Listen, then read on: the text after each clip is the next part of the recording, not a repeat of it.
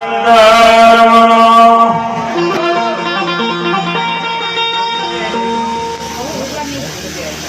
પવિત્ર ભૂમિએ આજે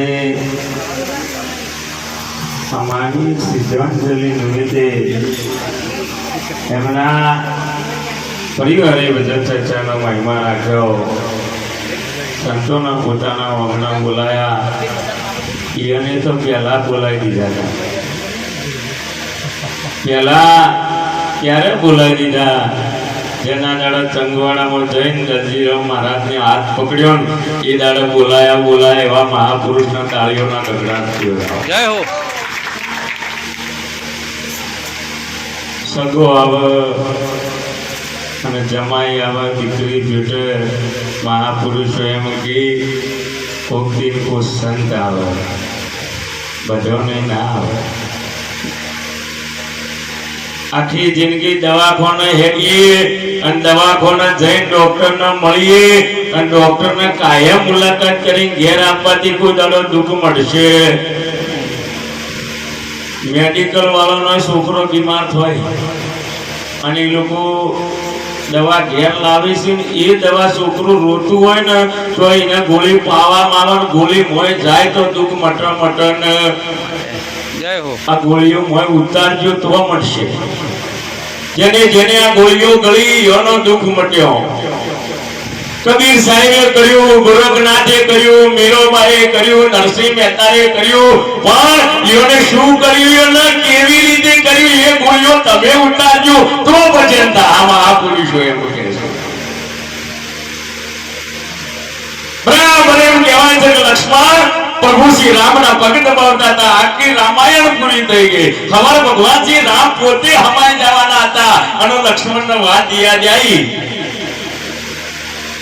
પ્રભુના પગ દબાવતા લક્ષ્મણની ઓખમાંથી વહુ પડી જાય. ભગવાન રામ પૂછે, લક્ષ્મણ તારી ઓખમાં વહુ ને? એ વખત લક્ષ્મણ બોલ્યો, પ્રભુ આ એક વાતની મને શંકા થાય છે, એક પ્રશ્ન પૂછવો છે. ભગવાન શ્રી રામે રજા કરી. શું છે લક્ષ્મણ? કે પ્રભુ તમારા મારા ગુરુ એક. ભગવાન કે હા, તમારા મારા ગુરુ એક. તમારા ફાધર ને મારા ફાધર એક. આપણો બે રઘુ કુળના.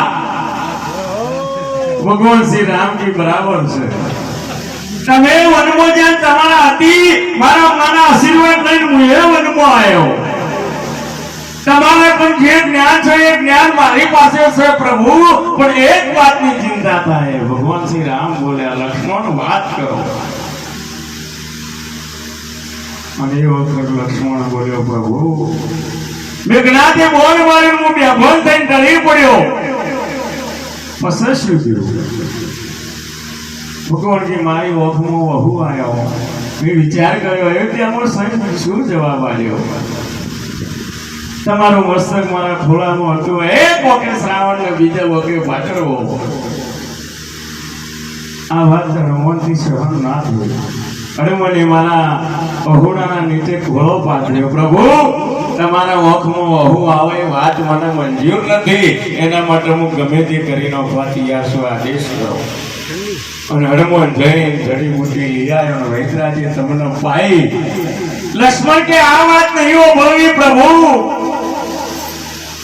આ ગોળી મી ગળી મને જડી, હું સજીવન છું. આ વાત મને નહીં ઓળવી. કારણ અખિલ બ્રહ્મનો નાથ ભગવાન વિષ્ણુ મર્યાદા પુરુષોત્તમ તમે રામ પોતે તમારા ખોળામાં મારું મસ્તક પડ્યું છે. તમે મારા માતા હાથ ફેરવો છો. તમારા ગુરુ મારા ગુરુ એક સી સતોય મને જડીબુટ્ટી લાવવાનું કારણ કેવી રીતે લાવે મારે નહીં જોવું. એ વખત પ્રભુ શ્રી રામ બોલ્યા હતા, હવે જોજો ગોળીઓ કને કરી.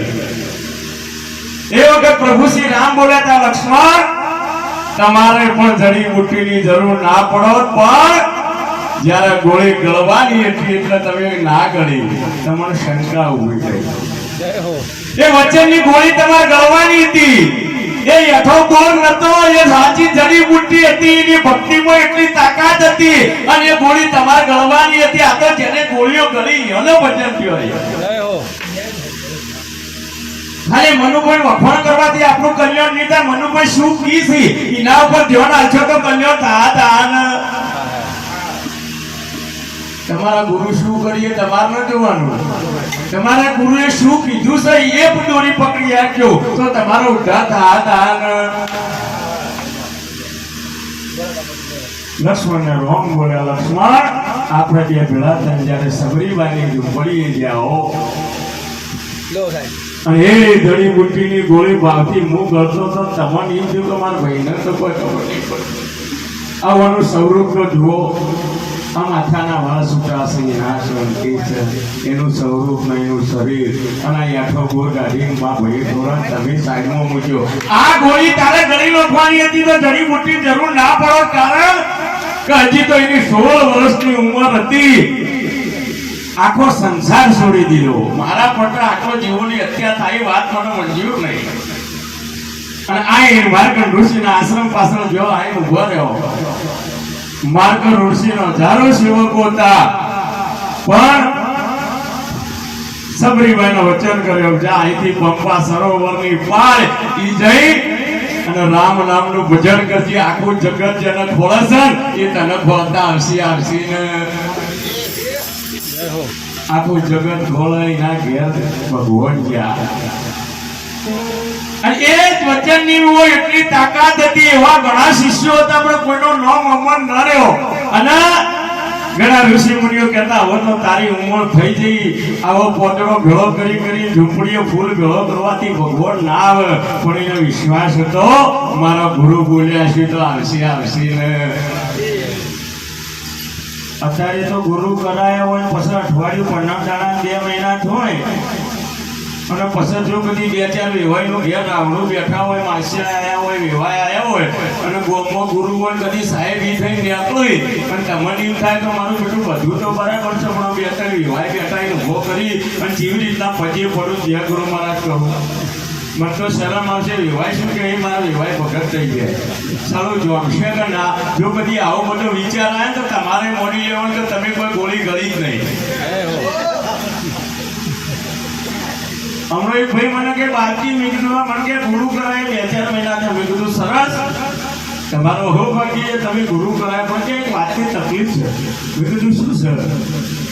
મને કે હજી બરાબર એ નહીં બેઠું. મેં કીધું હવે ગતિએ નહીં બેઠું. આ તો જેને પલમો બેહી તો ઈઓને ભજન કર્યો અને આવી જેને ગોળીઓ ગળી જગત એને યાદ કરે છે. ગોળીઓ ગળતે શીખ્યો. સદગુરુ મહારાજની